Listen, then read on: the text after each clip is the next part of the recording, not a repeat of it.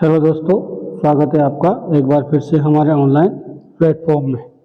आज हम आपके लिए लेकर आए हैं फंडामेंटल ऑफ नर्सिंग के इम्पोर्टेंट क्वेश्चंस जो आने वाले आपके CHO और स्टाफ नर्स के लिए बहुत ही इम्पोर्टेंट है। तो चलो शुरू करते हैं। पहला क्वेश्चन है suitable site for to check pulse into newborn. Newborns के लिए पल्स चेक करने के लिए सुटेबल साइट कौन सी है? Option A carotid, option B brachial, option C apical और ऑप्शन डी रेडियल। तो ऑप्शन आपका आंसर होगा ऑप्शन सी एपिकल पल्स। जो न्यूबॉर्न बेबी के उसके लिए पल्स चेक करने के लिए सुटेबल साइट है। सेम हम बात करें कैरोटिड के बारे में, तो कैरोटिड क्या है? Carotid cardiac arrest. अगर किसी एडल्ट को कार्डियक अरेस्ट हुआ है, कार्डियक अरेस्ट हुआ है या पेशेंट शॉक में चला गया है, तो इस कंडीशन में हम इससे पल्स चेक करते हैं।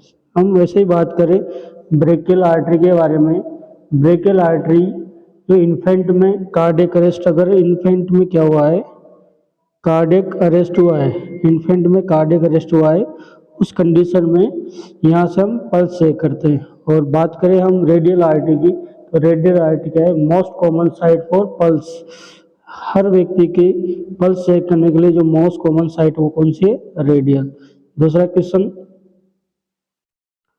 Length of enema tube insert into anal canal. Anal canal में एनिमा लगाने के लिए अगर हम एनिमा लगा रहे हैं तो जो ट्यूब होती है उसको कितना इंसर्ट करेंगे? तो ऑप्शन ए है 1 इंच, ऑप्शन बी है 3 इंच, ऑप्शन सी है 5 इंच या ऑप्शन डी है 6 इंच।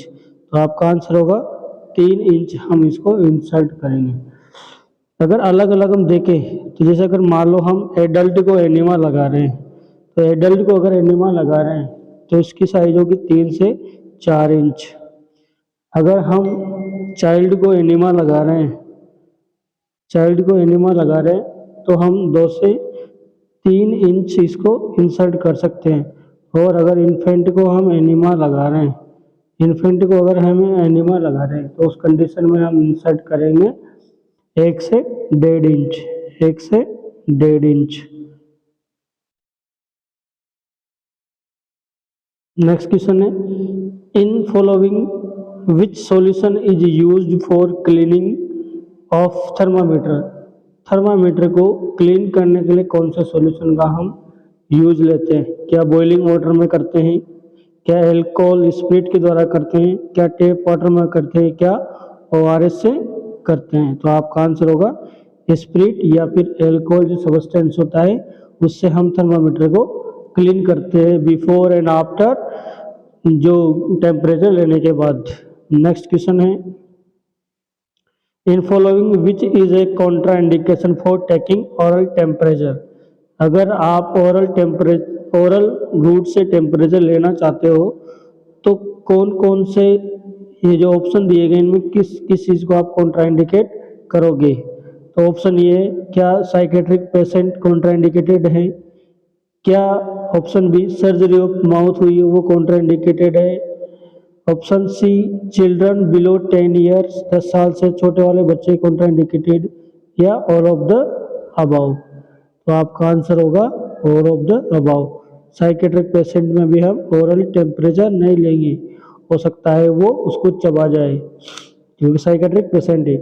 ऐसे पेशेंट जिनकी सर्जरी माउथ की है उससे हम बिल्कुल नहीं लेंगे, या ऐसे बच्चे जिनकी उम्र 10 साल से छोटी है, इन सभी क्या है ओरल टेम्परेचर के लिए कॉन्ट्रा इंडिकेटेड है। Next question for disinfection of oral thermometer in 5 minute the strength of Savlon used in. अगर हम थर्मामीटर को डिसइंफेक्टेड कर रहे हैं तो उसके लिए सेवलॉन की जो 5 मिनट तक जो स्ट्रेंथ है वो क्या होगी? Option A 1:20, option B 2:40, option C 2:20 या ऑप्शन डी 1:40। तो जिसकी स्ट्रेंथ होगी वो होगी 1:20। वैसे अगर हम बात करें डेटॉल की, डेटोल की जो स्ट्रेंथ होती है वो होती है 1:40। कितने मिनट तक? ये भी 5 मिनट तक। सेम इसके जैसे हम बात करें लाइजोल, तो लाइजोल की जो स्ट्रेंथ होती है वो भी होती है 1:40। कितने मिनट तक? 3 मिनट तक। तो हम सेवलॉन में इसको 1:20 की जो स्ट्रेंथ बनाएंगे और 5 मिनट तक डिसइंफेक्शन करेंगे। वहीं डेटोल में भी 5 मिनट तक करेंगे 1:40 स्ट्रेंथ में, और लाइजोल में भी 1:40 स्ट्रेंथ में 3 मिनट तक करेंगे। Next question, ABG analysis report है एक, उसमें पीएच 7.3 आ रहा है, PaCO2 आ रहा है 70, ऑक्सीजन आ रहा है 80% और HCO3 आ रहा है 24 रिप्रेजेंट कर रहा है। तो हम इस किस चीज को रिप्रेजेंट करेंगे? देखो सबसे पहले हम देखेंगे ऑप्शन ए है metabolic acidosis, option B respiratory acidosis, option C respiratory alkalosis या option D metabolic alkalosis. PH अगर आपकी कितनी आ रही है 7.3, यानी कि लेस देन 7.35 हम रिप्रेजेंट करते हैं एसिडोसिस। तो यहां पर एसिडोसिस है, एसिडोसिस तो है ही सही। आगे हम देखेंगे कि जो CO2 की मात्रा है, CO2 की मात्रा है उसका लेवल क्या है? 70 है। तो जब हमने देखा है कि जब भी पीएच का लेवल अगर बढ़ता है तो CO2 का लेवल घटता है। सेम वही कंडीशन आगे समझते अगले स्लाइड में।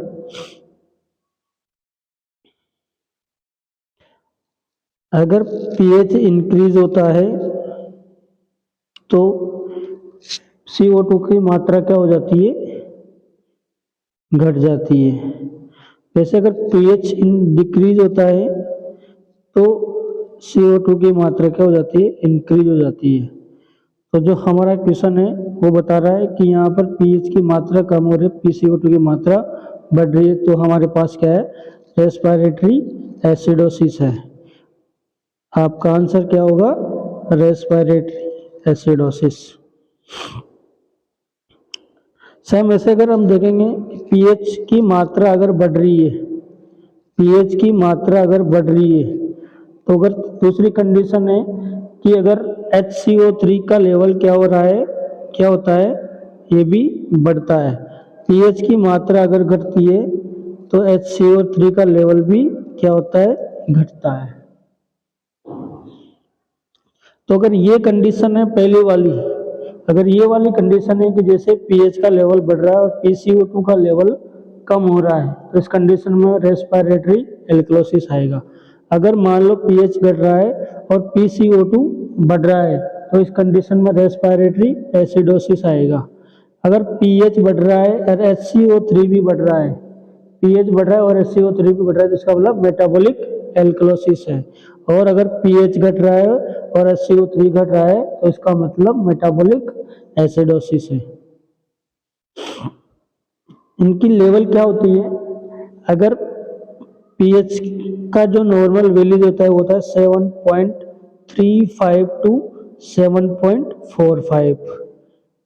वहीं अगर हम बात करें PCO2 का, PCO2 का लेवल होता है 35 टू 45 mmHg। वहीं हम बात करें HCO3 का लेवल क्या होता है? HCO3 का लेवल होता है 22 to 27 milliequivalent per litre, milliequivalent per litre. तो ये नॉर्मल वैल्यूज होती है। जब भी पीएच घटेगा, जब भी पीएच घटेगा तो एसिडोसिस आ जाएगा, यानी कि पीएच का लेवल लेस देन 7.35 से कम है तो एसिडोसिस है, और मोर देन 7.45 से ज्यादा है तो एल्कलोसिस है। आगे बढ़ते हैं next question, most reliable method of taking temperature. Temperature लेने के लिए जो मोस्ट रिलायबल मेथड है वो कौन सा है? तो मोस्ट रिलायबल एक्यूरेट मेथड होता है, मोस्ट रिलायबल और एक्यूरेट मेथड होता है रेक्टल मेथड। अगर हम बात करें मोस्ट कन्वीनियंट और इजी मेथड, तो मोस्ट इजी मेथड कौन है? एक्जिला वाला। और मोस्ट कॉमनली जो यूज होता है वो है मोस्ट कॉमनली यूज्ड जो मेथड है वो कौन सा है? माउथ वाला। और अगर बात करें लिस्ट रिलायबल मेथड, अगर मान लो लिस्ट सबसे कम रिलायबल मेथड है, अगर लिस्ट रिलायबल मेथड की बात आ जाए तो वो भी कौन सा है? एक्सिलरी। तो आपका क्वेश्चन था most reliable method of taking temperature, तो मोस्ट रिलायबल मेथड कौन सा है? Rectal method. Next question, blueprint of real nursing care is called. तो ब्लूप्रिंट ऑफ नर्सिंग केयर को हम कहते हैं nursing care plan. Next question, the temperature of child under 4 year of age should be taken by. अगर 4 साल का बच्चा है तो उसका टेम्परेचर हम लेंगे, तो अंडर 4 ईयर वाले बच्चे का टेम्परेचर हम ले सकते हैं एक्जिला के थ्रू। Next, the difference between systolic and diastolic blood pressure is known as. Systolic and diastolic blood pressure को हम बोलते हैं pulse pressure. Systolic and diastolic blood pressure को हम बोलते हैं पल्स प्रेशर, जो होता है 40 mmHg। नॉर्मल जो रेंज होती है वो होती है 40 mm ऑफ Hg। नेक्स्ट हम बात करें the pH value of blood. अभी हमने देखा है कि जो pH की वैल्यू कितनी होती है 7.35 टू 7.45। अगर यही हम देखें कि यूरिन की वैल्यूज क्या होती है, यूरिन की जो pH वैल्यूज होती है वो क्या होती है, तो यूरिन की है 4.5 टू 8.0। सेम वैसे अगर वेजाइना की देखें, वेजाइना की pH देखें तो ये होते हैं 3.8 टू 4.0। एवरेज होती है, ये रेंज होती है इसकी, एवरेज जो रेंज होती है 3.8 to 5.0। Next question, in which of the following country born Florence Nightingale. इनमें से कौन से देश में फ्लोरेंस नाइटिंगेल का जन्म हुआ था? तो कहाँ हुआ था? इनका जन्म इटली में हुआ था। Next question, birthday of lady with lamp is celebrate nursing day. जो फ्लोरेंस नाइटिंगेल है इनका जन्मदिन कब मनाया जाता है और इसी को नर्स डे के नाम से सेलिब्रेट किया गया जाता है? तो 12 मई को हम फ्लोरेंस नाइटिंगेल का जन्म दिवस मनाते हैं। नेक्स्ट क्वेश्चन, अगर while doing CPR the compression ventilation ratio in adult should be. जब आप CPR दे रहे हो तो जो कंप्रेशन वेंटिलेशन रेशियो होता है एडल्ट के अंदर वो कितना होता है? तो एडल्ट के अंदर जो CPR के दौरान जो कंप्रेशन वेंटिलेशन रेशियो होता है वो है 30:2 होता है, चाहे रेस्क्यूअर 1 हो या चाहे रेस्क्यूअर 2 हो, 1 और 2 रेस्क्यूअर। वहीं हम बात करें चिल्ड्रन में या इन्फेंट में, अगर एक रेस्क्यूअर है, अगर रेस्क्यूअर क्या है? एक है, तो उसका होगा 30:2। और अगर 2 रेस्क्यूअर है, तो उसका अनुपात होगा 15:2। Next question, the term Anbu stand for, यानी कि एम्बू की फुल फॉर्म क्या है? एम्बू की फुल फॉर्म, एम्बू बैग हम यूज में लेते हैं जब CPR करते हैं तो आर्टिफिशियल मैनुअल ब्रीथिंग देते हैं उसके लिए, तो इसकी फुल फॉर्म है artificial manual breathing unit. Anbu की फुल फॉर्म है artificial manual breathing unit. Next question, carotid pulse should be checked for. Carotid जो पल्स होती है उसको हम चेक करते हैं कितने समय तक। देखो कैरोटिड पल्स हम कौन सी कंडीशन में चेक करते हैं, जब व्यक्ति को क्या हुआ, कार्डियक अरेस्ट हुआ। क्या हो गया, कार्डियक अरेस्ट हुआ, या फिर व्यक्ति क्या कहाँ चला गया, शोक की कंडीशन में चला गया। अगर इस कंडीशन में हमें क्या करनी है, कैरोटिड पल्स चेक करनी है। अगर मान लो व्यक्ति कार्डियक अरेस्ट में है और शोक की कंडीशन में, तो हमें कितना समय देना है, यानी कि इन कंडीशंस में हमें मिनिमम टू मिनिमम समय देना है पल्स को चेक करने के लिए। तो हम समय देंगे लेस देन 5 सेकंड, 5 या 5 से भी कम सेकंड का समय हमें लेना है इसको चेक करने के लिए। Next question, in case of accident what would you first examine. जब भी किसी व्यक्ति का एक्सीडेंट होता है तो सबसे पहले आप क्या एग्जामिन करोगे, तो सबसे पहले आप क्या एग्जामिन करोगे, पेटेंट एयरवे। आप हेमरेज को नहीं देखोगे, फ्रैक्चर को नहीं देखोगे, पॉसिबल हेड इंजरी को नहीं देखोगे, सबसे पहले आप उसका पेटेंट एयरवे देखोगे कि एयरवे चल रहा है या नहीं चल रहा है। Next question, which of the following is commonly known as fifth vital science. Fifth vital sign के नाम से किसको जाना जाता है। 4 के बारे में आप जानते हो, टेम्परेचर, पल्स, रेस्पिरेशन और बीपी, लेकिन पांचवा कौन सा है, तो पांचवा है level of pain, level of pain. Next आगे question, when collecting sputum specimen mouth should be washed with. जब भी हम किसी व्यक्ति का स्पुटम लेंगे तो माउथ किसके द्वारा वॉश्ड करेंगे, तो सबसे आंसर आएगा प्लेन वाटर के द्वारा हम माउथ को वॉश्ड करेंगे। नेक्स्ट क्वेश्चन है, a healthy person can donate blood how many times. एक हेल्दी पर्सन है, ये एक साल में कितनी बार ब्लड डोनेट कर सकता है, तो ये कर सकता है 3 to 4 टाइम एवरी 3 मंथ में। हम क्या करते हैं, ब्लड डोनेट करते हैं, यानी कि 3 महीने के अंतराल में हम ब्लड डोनेट कर सकते हैं। तो अगर 3 महीने के अंतराल में हम ब्लड डोनेट करते हैं तो उस कंडीशन में क्या होगा कि एक व्यक्ति 3 से 4 बार एक साल में ब्लड डोनेट कर सकता है। नेक्स्ट क्वेश्चन है, Benedict test in a urine sample is done for the detect. अगर यूरिन से अगर आप बेनेडिक्ट टेस्ट कर रहे हो तो उसके लिए आपको सैंपल लोगे, उसमें क्या डिटेक्ट करोगे, तो बेनेडिक्ट टेस्ट में आप क्या डिटेक्ट करोगे, शुगर को डिटेक्ट करोगे। वैसे अगर आपको बाइल साल्ट को डिटेक्ट करना है तो बाइल साल्ट के लिए आपको हाई टेस्ट करना पड़ेगा, हाइस टेस्ट करना पड़ेगा।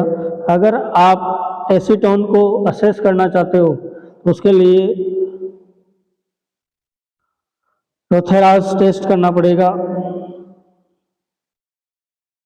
और अगर बाइल पिगमेंट को करना चाहते हो तो उसके लिए आपको स्मिथ टेस्ट करना पड़ेगा बाइल पिगमेंट के लिए। तो Benedict test for urine sample denote for the, अगर बेनेडिक्ट टेस्ट किसके लिए करना है आपको, शुगर के लिए। अगर बाइल के लिए आप करोगे हाइस टेस्ट, और एसीटोन के लिए करोगे आप रोदार टेस्ट। तो बाइल पिगमेंटेशन के लिए आप करोगे Smith test. Next question, the difference between oral and axillary temperature. Oral और एक्सिलरी टेम्परेचर के बीच में कितना अंतर होता है, तो 0.6 डिग्री सेल्सियस। ऐसे ही अगर हम बात करें ओरल और रेक्टम के बीच में, ओरल और जो रेक्टल टेम्परेचर होता है, उसके अंदर 1 डिग्री फ़ारेनहाइट का अंतर होता है। वही अगर हम बात करें एक्जिला और रेक्टम के बीच में, तो यहाँ पर 2 डिग्री फ़ारेनहाइट का अंतर होता है। Next question, full form of